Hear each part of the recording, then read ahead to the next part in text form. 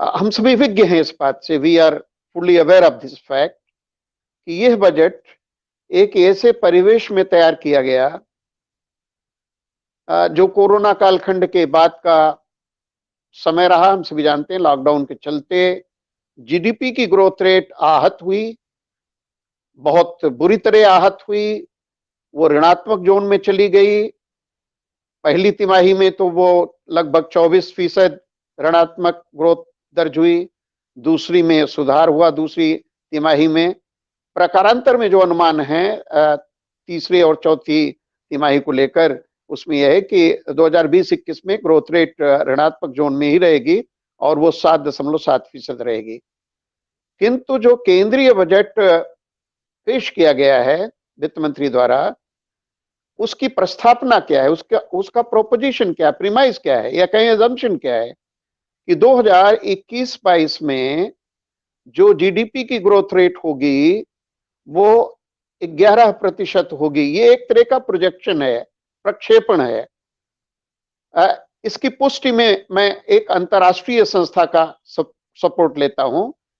अंतर्राष्ट्रीय मुद्रा कोष ने कहा है कि 2021-22 में भारत की जो जीडीपी ग्रोथ रेट होगी, रियल टर्म्स में ये ग्रोथ रेट है, ये नॉमिनल नहीं है, वो 11.5% होगी। तो एक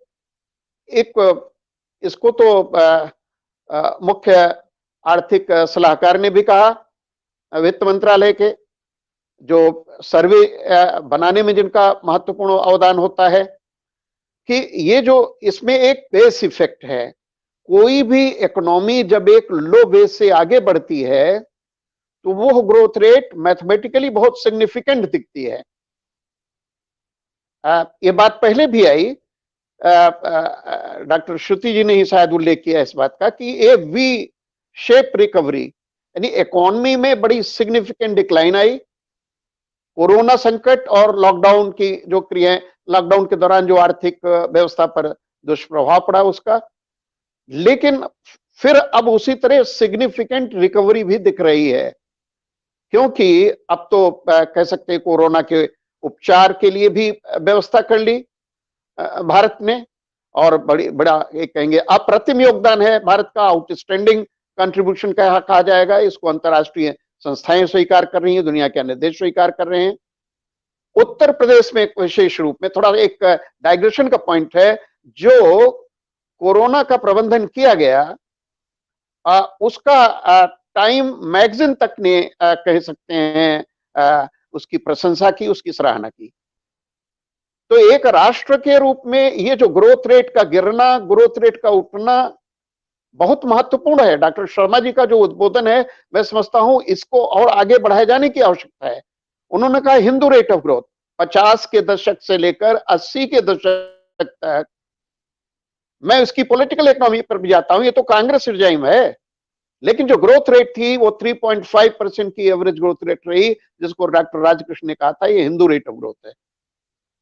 हालांकि प्रकारांतर में आगे बढ़ते हुए जब अटल जी की सरकार थी, तो हमने डबल डिजिटल ग्रोथ रेट भी कह सकते हैं हासिल किया, प्राप्त किया। तो ये तो ग्रोथ रेट का संबंध है। ग्रोथ रेट सुस्त पड़ी है, अर्थव्यवस्था सुस्त है। क्यों सुस्त है? उसका कारण दैविक कह सकते हैं, उसका कारण कह सकते हैं आधिभौतिक कह सकते हैं, लेकिन उस पर कोई सीधा नियंत्रण इस तरह का तो नहीं था। वो बीमारी आई और उसने अपना कुघात जो है, दुष्प्रभाव पूरी अर्थव्यवस्था पर दिया, दुनिया के अन्य देशों पर भी दिया। मेरा मानना है एक स्टार्टिंग पॉइंट के तौर पे कि ग्रोथ रेट को बढ़ाना या अर्थव्यवस्था में सुस्त पड़ी क्रियाओं को गति देना या अर्थव्यवस्था में रिकवरी के पाथ को आगे बढ़ाना, उसको मजबूती देना, ये वित्त मंत्री का कार्य रहा है इस बजट में। और इसीलिए जो डॉक्टर शर्मा जी ने भी, प्रोफेसर शर्मा जी ने कहा कि फिस्कल डेफिसिट की चिंता नहीं की गई। ये इकोनॉमिक सर्वे ने पहले कह दिया था कि as between growth and fiscal deficit will have to give preference to growth. क्योंकि, और ये प्रीमाइस क्या है बजट के जो डायनेमिक्स क्या है कि हम विकास करेंगे जब आय बढ़ेगी, जैसा प्रोफेसर शर्मा जी ने भी कहा, जब आय बढ़ेगी तो बढ़ी हुई आय गरीबी को दूर करेगी। इकोनॉमिक सर्वे ने कहा कि लगभग 85% जो है वो गरीबी दूर होने पर आय वृद्धि का असर जाता है। उससे इनइक्वालिटी बढ़ती है लेकिन कम बढ़ती है।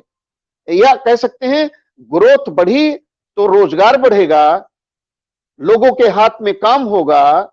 जो धारणा है हर हाथ को काम, हर खेत को पानी, बड़े बुनियादी तौर पे, क्योंकि जो सिंचाई परियोजनाएं हैं चल रही हैं उन पर जो, जैसे प्रोफेसर शर्मा जी ने कहा कि केंद्र प्रायोजित कार्यक्रम है, केंद्रीय योजनाएं हैं, वो सब उसी तरह संचालित होती रहेंगी और केंद्र से राज्यों को मदद जाएगी। राज्य सरकारें खेती की क्रियाओं को कहेंगे उनकी सिंचाई की व्यवस्था करना और अन्य उपागम करना।